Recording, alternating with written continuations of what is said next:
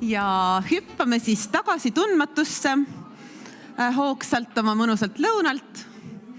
Ja nüüd on suur rõõm kutsuda rääkima Kristi Vinter-Nemvalts, Haridus- ja Teadusministeeriumi asekantsler, kes siis räägibki sellest, kuidas aastal 2035 erinevate strateegiatega me võiksime jõuda selleni, et kõik meie õppijad on ennastjuhtivad iseõppijad.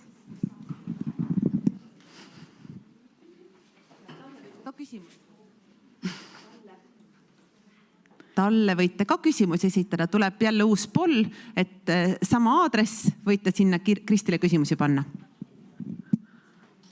Aitäh sisse juhatamast ja tere pealelõunat minu poolt ka.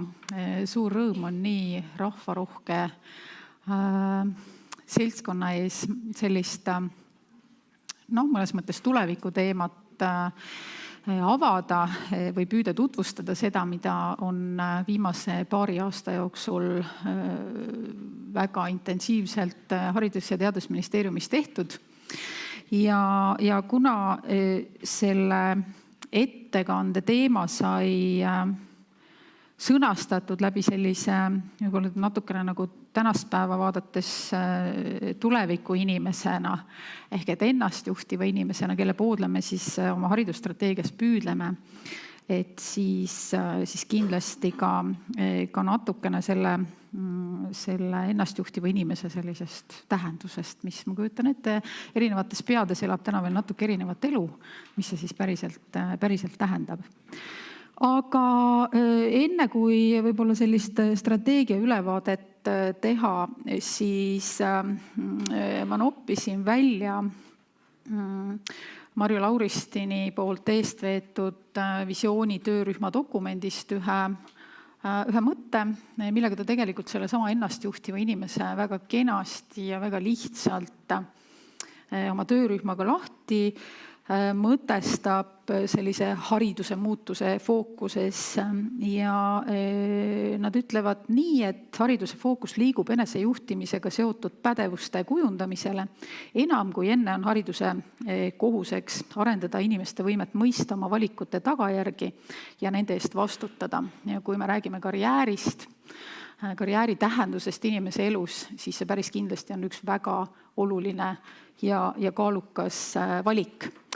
Aga kui nüüd vaadata, nupud töötavad, kui nüüd vaadata haridusstrateegia ja mitte ainult haridusstrateegia, vaid ka noortevaldkonna ja arengukava poole, siis Eesti on praegu, Eesti riigis on siis kokkupanemisel selline pikaajaline strateegia Eesti 2035, kus siis Haridus-Teadusministeeriumis tegeletakse küll märksa enamate strateegiate ettevalmistamisega, kui seda on ainult haridusvaldkond ja noortevaldkond, aga täna pigem paneks võib-olla rõhu neile. Ja kui nüüd natukene seda ajakava vaadata, siis nende strateegiate kavandamisega me tegelikult oleme täna võib-olla mitte päris poole peal enam, võib-olla natukene sellest poolest juba üle jõudnud, aga taust on siis selline, et kui me vaatame Haridus-Teadusministeeriumi haldusala strateegiaid, siis kätte on jõudnud see aasta, kui need strateegiad hakkavad lõppema, mis on ka täiesti selge, et juba mõni aasta on toimunud siis sellised ettevalmistused, et panna kokku uued olulised tulevikuplaanid. Aastal 2018-2019 on seda tööd tehtud, on koostatud siis väga tõsiseltvõetavate ekspertide eestvedamisel visioonipaberid. Nende visioonipaberitega on edasi töötanud sellised väga laiapindsed töörühmad, kus on olnud erinevate huvirühmade esindajad, riigiasutuste esindajad, nende töörühmade suurused on seal varieerunud 50 kuni 70 inimeseni. Ehk et on toimunud sellise arvestatava kaasamisega nüüd sellise strateegia dokumendi kokkukirjutamine.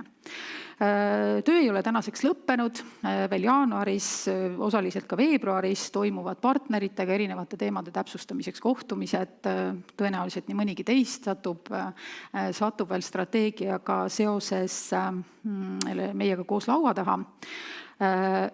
Veebruaris 2020 lähevad strateegiad partneritele kooskõlastamiseks ja aprillis on siis plaan esitada need eelnõud valitsusele, millel järgneb arutelu Riigikogus. Ja hiljemalt oktoobris on siis plaan jõuda selleni, et me saaksime aastal 2021 startida uute strateegiatega.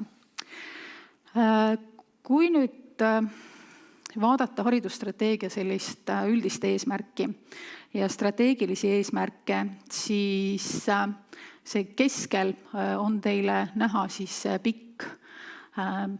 pika perspektiivi suur soov, et Eesti inimestel on olemas teadmised, oskused, hoiakud, mis võimaldavad teostada end isiklikus elus, töös ja ühiskonnas ning toetavad Eesti elu edendamist ja üleilmset säästvat arengut. Strateegilised eesmärgid siis on ka väga otseselt seotud sellega, mida me karjääriõppes või karjääriga ühel või teisel moel, ühel või teisel tasandil nii üldhariduses kui ka täiskasvanutena peame toimetama, et õpivõimalused vastavad tööturu arenguvajadustele.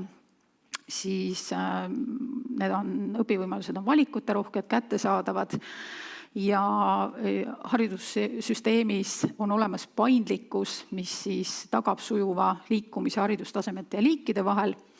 Ning muidugi, et seda kõike, et seda inimeste, kuidas ma siis ütlen, potentsiaali maksimaalselt rakendada, peab olema kindlasti õppija keskne, tulevikku vaatav ja aitama õppijal elus hästi hakkama saada. Kui me mõtleme kõige selle taustal, mis annab meile ette sellised suured strateegilised eesmärgid karjääri kujundamisele või karjääri osatähtsusele üldse meie elus, siis me tegelikult räägime ju sellest, et karjäär, arvestades sellest, kui oluline osa ta meie elust on, tähendabki, selle kavandamine tähendabki siis endale tähenduslikku ja rahulduspakkuva elu loomist, mis siis on väga otseselt meie heaoluga seotud. Nii et teemade ring ja teemavaldkond on ääretult tähtis ja leiab väga erinevates aspektides kajastamist ka siis haridusstrateegias. Kui nüüd korraks hüpata selle ennastjuhtiva inimese juurde, ma natukene kammisin ka nendes erinevates definitsioonides, kuidas seda ennastjuhtivat inimest siis määratletakse. Ja neid määratlusi on erinevaid, aga kõige enam siiski võib seda vaadata kui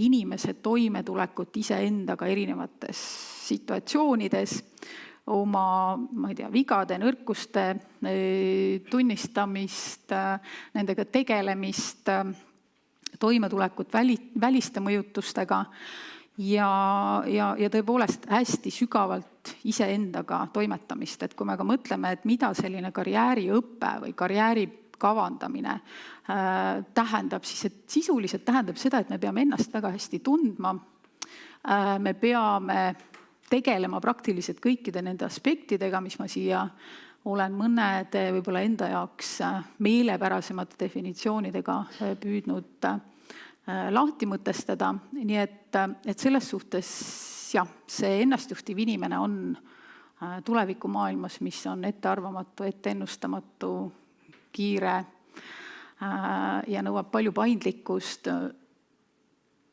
hästi toime tuleva inimese jaoks äärmiselt vajalik. Ja kui me nüüd mõtleme karjääriõppe peale selles samas ennastjuhtiva inimese kontekstis, siis tegelikult ju karjääri planeerimiseks vajalikud oskused ja teadmised on nendega väga otseselt seotud, samuti valmisolekute kujundamine elukestvaks õppeks, sest et me täna räägime maailmast, kus tõenäoliselt inimesed ei vali endale ühte karjääri kogu eluks, vaid me räägime 3-4 karjääri valikust, mis omakorda tähendab seda, et me peame olema hästi paindlikud, me peame olema valmis kogu aeg õppima, juurde õppima, ümber õppima, tegema karjääripöördeid ja see on päris kindlasti siis sellise ennastjuhtiv inimene on päris kindlasti selle üheks hästi oluliseks eelduseks. Kuidas siis haridusstrateegia toetab ennastjuhtiva inimese kujunemist? Et siin te näete selliseid võib-olla väga otseselt ennastjuhtiva inimese ja karjääri valdkonnaga seotud noppeid tänasest seisus olevast strateegiast ja üks vaieldamatult väga oluline aspekt on õppija võimestamine, õppijakeskne lähenemine. See tähendabki seda, et tõesti me õpime oma vigadest, me saame õppetunde just nimelt selleks ennastjuhtivaks inimeseks kujunemiseks, siis fookus on õppija arengul jätkuvalt, kuigi võib öelda seda, et ka praegu kehtiv haridusstrateegia on pannud väga jõuliselt kogu tegevuse tuumaks õppija individuaalsuse arvestamise, siis võib-olla me selle kitsaskohana võimegi välja tuua selle, et nii meie õigusruum kui ka see, mida ja kui palju ja kuidas me oleme täna nendest teemadest täna kehtiva haridusstrateegia valguses rääkinud, siis see järgmine samm peaks jõudma selleni, et me oskame ja rakendame seda enam. Siis üldoskuste arendamine või üldpädevuste arendamine, võtmepädevused ja nii edasi, heal lapsel mitu nime, on kindlasti väga otseselt selline karjääriõppega seotud valdkond. Ma hüppasin üle selle fookus õppija arengul ja õppija hindamine nii, et see tema arengut toetab. Siis karjääri ettevõtlusõppe tõhustamine koolis, sealhulgas on siis plaan luua selline terviklik süsteem inimese võimete avastamiseks ja arendamiseks. Kuidas see meie formaalharidussüsteemi sobituma saab, see ongi nende plaanide tegemise ja juba detailsemaks minemise koht. See on nii-öelda selline strateegiline visioon ja neid lahendusi tuleb koos otsima hakata. Siis haridustee digitaliseerimine inimeste oskuste ja teadmiste analüüsimiseks, et planeerida haridus- ja karjääriteed. Meist on väga palju digitaalseid jälgi erinevates keskkondades, oskus neid kokku korjata, panna neid meie arengut, mis iganes karjääri, kõike meie kohta olulist infot, koguvat teadmist meie kasuks tööle, on kindlasti üks selline strateegia oluline siht. Ja loomulikult ka siis informaal- ja mitteformaalõppes omandatu suurem arvestamine formaalõppes, et need kaks maailma ei seisaks teineteisest enam nii eraldi. Aluspõhimõtted, kui vaadata karjääriõpet, siis karjääriõppel on väga oluline koht ennastjuhtiva inimese kujunemisel üldhariduse vaates. Ühest küljest siis kokkupuude töömaailma ja erialadega, õpilase teadlikkus tööturust ja nii edasi, aga millest ma üle ega ümber ei saa ja mida ma võib-olla ka karjääriõppe puhul kõige enam rõhutaksin ja mis on ka kõige võib-olla laiema mõjuga, on just seesama üldpädevuste kujundamine ja seosed üldpädevuste kujundamisega. Karjääriõpe vaieldamatult toetab õppekava rakendumist, hariduspoliitilisi prioriteete, eelkõige selles võtmes, mis ma ütlesin, et kui me räägime tuleviku ühiskonnast, kiiretest muutustest, vajadusest olla paindlik, siis elukestev õpe peab saama üha enam tausta ja sisu ja tegelikult inimeste valmisolekut selles õppes osaleda. Läbiva teema elukestev õppe ja karjääri planeerimine, arendamine õppetöös, siis ainetunnid, kooliväline õppetegevus ja loomulikult ka valikaine kvaliteedi tagamine koolides on siis võib-olla need olulised sellised aluspõhimõtted. Nii, ma vaatan, et mul aeg hakkab kihutama kukile.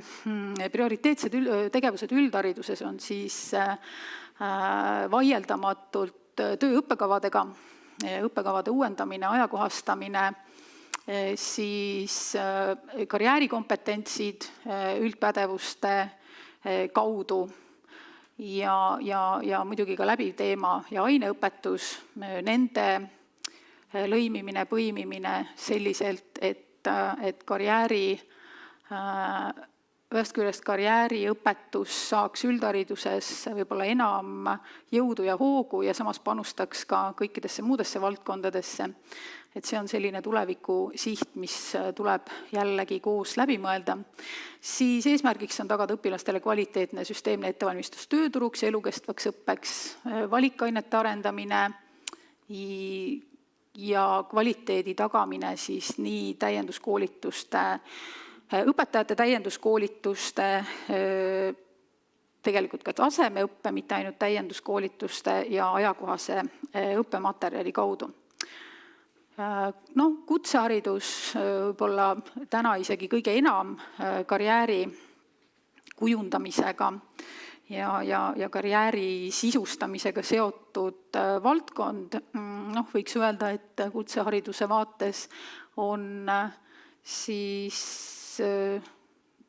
sellised 3 arenguvaala, mis väga otseselt siis panustavad ka karjääri planeerimisse, on siis õppekava õppesisu, siis kutsevaliku õpe ja koostöö eelkõige siis Eesti Töötukassaga. See on nüüd see, mis puudutab hästi kiirelt, hästi põgusalt, hästi linnulennut haridusstrateegiat, aga nagu ma ütlesin, et Haridus- ja Teadusministeeriumil on lisaks sellele veel mitu strateegiat praegu väljatöötamisel ja noortevaldkonnas, siis mõni sõna ka, et millised on need fookusteemad seal. Ja jällegi te siit keskelt siis saate lugeda sellist üldise eesmärki, et igal Eesti noorel on oma individuaalsel kujunemisteel võimalused teha valikuid, saada tuge ning õpikogemusi positiivseks enesemääratluseks ja teostuseks ning seeläbi suureneb noorte võimekus ja soov võtta vastutust ja algatust Eesti ühiskonna heaolu säilitamise ja edasiarengu eest, mille puhul jällegi need selle suure üldeesmärgi sellised teostamise viisid või strateegilised eesmärgid on siis see, et me peame kindlustama ja tagama kvaliteetse ja kättesaadava noorsootöö, pakkuma avaramaid võimalusi eneseteostuseks ja päris kindlasti kaasama ja lausa suurendama seda noorte aktiivset kaasatust otsustamisse, sest et jällegi, kui me räägime ennastjuhtivast inimesest, siis otsustamine ja vastutamine ja kõik need käivad koos, otsustamist, vastutamist ja kõike seda peab saama harjutada ja õppida ja noortevaldkond ja noorsootöö neid võimalusi väga palju ka pakuvad. Kuidas siis noortevaldkonna arengukava toetab ennastjuhtiva inimese kujunemist, võib-olla lihtsalt ära markeerida mõned mõtted siit on see, et erinevad võimalused, erinevatest võimalustest osasaamine, siis lapseeast kuni täiskasvanu ikka jõudmisel on selles plaanis väga oluline oskuste arendamise võimalused, teadmiste, hoiakute arendamise võimalused pluss kogemuste saamine üldse. Ja ikka tahaks ära markeerida seda mõtet, et mitte noorel on kasulik ise osaleda, vaid see on lausa hädavajalik ise osaleda nende võimaluste loomisel ja arendamisel, sest kui neid võimalusi ei kasutata, ei praktiseerita, ei harjutata, siis ennastjuhtiva inimese kujunemine jääb kindlasti selliseks toredaks unistuseks. Annete avastamine vaieldamatult on noorsootöö valdkonna üks selline oluline ja hea võimalus panustada siis ennastjuhtiva inimese kujundamisse. Nii et need 2 olulist Haridus- ja Teadusministeeriumi tegevusvaldkonda ja arengukava loovad siis sellised võimalused, katused ja sihid selleks, et nende teemadega tegeleda. Ma vist jätsin ütlemata päris alguses, et kui me praegu räägime sellisest strateegiadokumendist, mis visioneerib ja võib-olla markeerib olulised teemad ära, siis järgmine samm nendega on see, et jõutakse programmide tasandile, kus me juba hakkame ära määratlema neid väga konkreetseid tegevusi, ehk et mille kaudu me siis tegelikult kõiki neid strateegilisi eesmärke täita kavandame ja seal on jällegi partnerite osalus siis väga oodatud ja kindlasti kutsutakse neid programme juba tegevuste tasandil ka meiega koos sisustama. Jah, neist teemadest võiks rääkida pikalt, aga aeg on napp ja ma saan aru, et kuskil on veel ka küsimusi. Kas on küsimusi? Vaatame tahvlilt. 3 küsimust. Võib vist ette lugeda, et siis saab tõlkesse, et millisest alustada on soov. Kuidas tagatakse valikainete ja karjääriõpetuse kvaliteet praegu?